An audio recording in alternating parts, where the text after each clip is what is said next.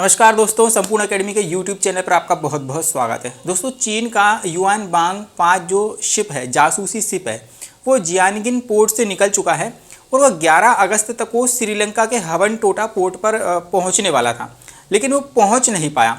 और चीन का ये भी कहना था कि अगर वो हम्बनटोटा पोर्ट पर पहुंचता तो वहाँ पर 17 अगस्त तक रुकता और खुफिया जानकारी भी एकत्रित करता। लेकिन भारत की दखल के बाद ये जासूसी वांग शिप जो है वह हम्बनटोटा पोर्ट पर पहुंच ही नहीं पाया।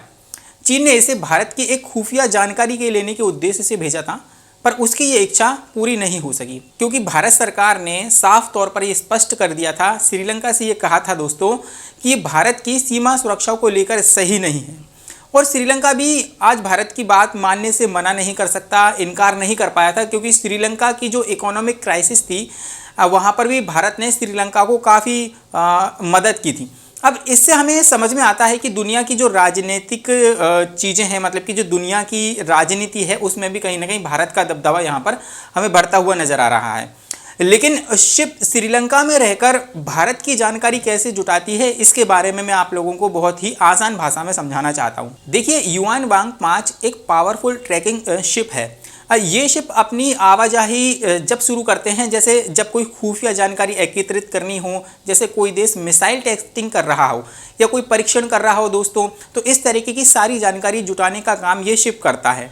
अब एक तरफ चीन का ताइवान के साथ देखो विवाद भी चल रहा है, और दोस्तों दूसरी तरफ लगे हाथ भारत पर भी वह दबाव बनाना चाहता है। लेकिन चीन इस समय भारत पर दबाव नहीं बना सकता, पर खुफिया जानकारी जुटा सकता है, जो भारत की सुरक्षा के लिहाज से बिल्कुल भी उचित नहीं है।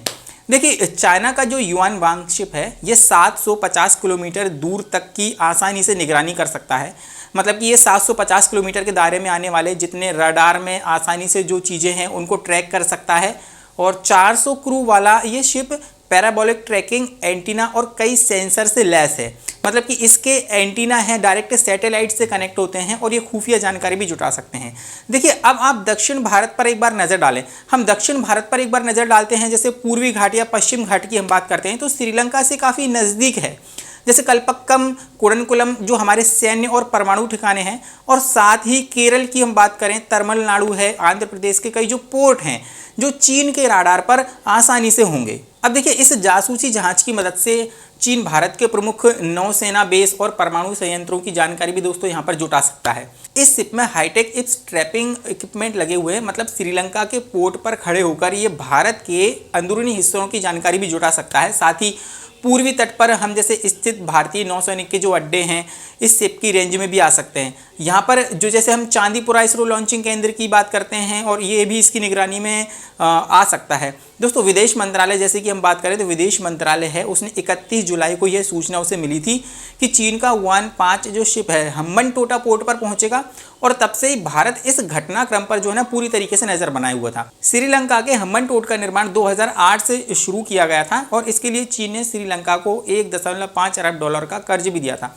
और देखो, इसको बनाने के लिए चीन की ही कंपनी जैसे कि हार्बर इंजीनियरिंग कंपनी की अगर मैं बात करें, या हाइड्रो कंपनी की बात करें, तो इन दोनों ही कंपनी ने मिलकर भी यहाँ पर काम किया था। और श्रीलंका को कर्ज देने का जो है चीन का अपना भी एक फ़ायदा था, इसके पीछे एक चीन का अपना स्वार्थ था, क्योंकि आगे चलकर यहाँ पर चीन क्या कर सकता है, अपनी एक नौसेना बेस को तैयार कर सकता है। और इस बात को लेकर भारत और अमेरिका भी ने भी कई बार इसमें चिंताएं भी जताई हैं और कई चिंताएं व्यक्त कर चुके हैं। चीन जो है ज़मीन के साथ साथ देखो भारत के हिंद महासागर के जरिए भारत को घेर भी सकता है।